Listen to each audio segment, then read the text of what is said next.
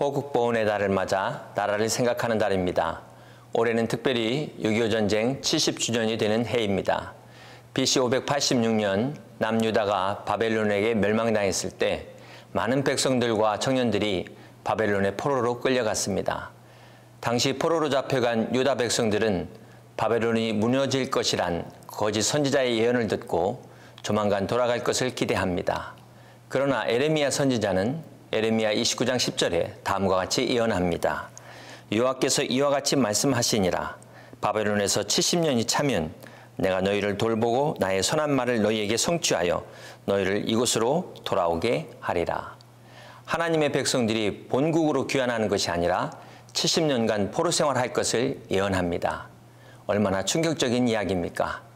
하나님의 선지자가 오히려 희망을 무너뜨리고 있습니다. 여러분들에게 목회자가 코로나가 빨리 끝날 것이다라는 말을 해주기 원하는데 목회자가 오히려 코로나가 더 길어질 것이다 이러면 실망하다 못해 얼마나 화가 나겠습니까? 그런데 당시 가짜 선지자들은 바벨론이 패망하고 곧 돌아온다라고 이야기한 것입니다. 여러분, 누구의 말을 들어야 할까요? 실제로 유다 백성들이 포로에서 돌아올 때가 언제였습니까? 페르시아 고레스 왕 때 스룹바벨 인솔하에 1차 포로 귀환이 있었습니다.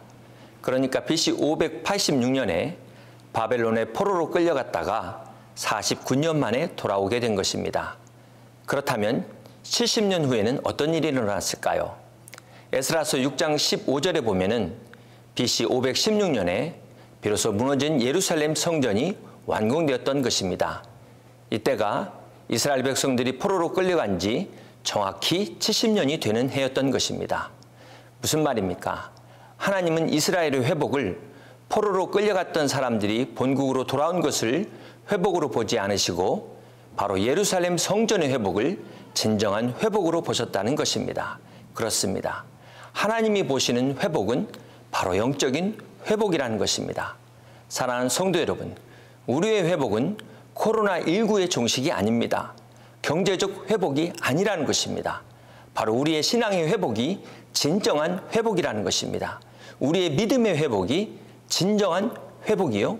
우리의 영적인 회복이 회복의 본질이라는 것입니다. 그렇습니다. 사랑하는 성도 여러분, 유다 백성들이 포로 생활 70년 만에 고향 땅에 돌아와서 성전에서 하나님께 예배하는 심정이 어떠했겠습니까? 마치 고향이 저 이북이신 분들이 통일이 돼서 고향 땅에 돌아가서 무너진 교회를 다시 세우고 처음 예배드리는 그 감격, 그 감사의 심정이 어떻겠습니까? 이것이 바로 하나님이 보시는 진정한 회복이라는 것입니다. 그렇습니다. 사랑하는 성도 여러분, 우리 하나님이 보시는 회복은 오늘 우리들만의 회복이 아니라 저 북한 땅의 회복을 말씀하는 것입니다. 북한 동포들의 신앙의 회복을 기대하며 우리 함께 기도하는 저와 여러분 되시기를 축복합니다. 6.25 70주년을 맞아 바벨론 회복의 축복이 함께 하시길 축원합니다. CTS 칼럼이었습니다.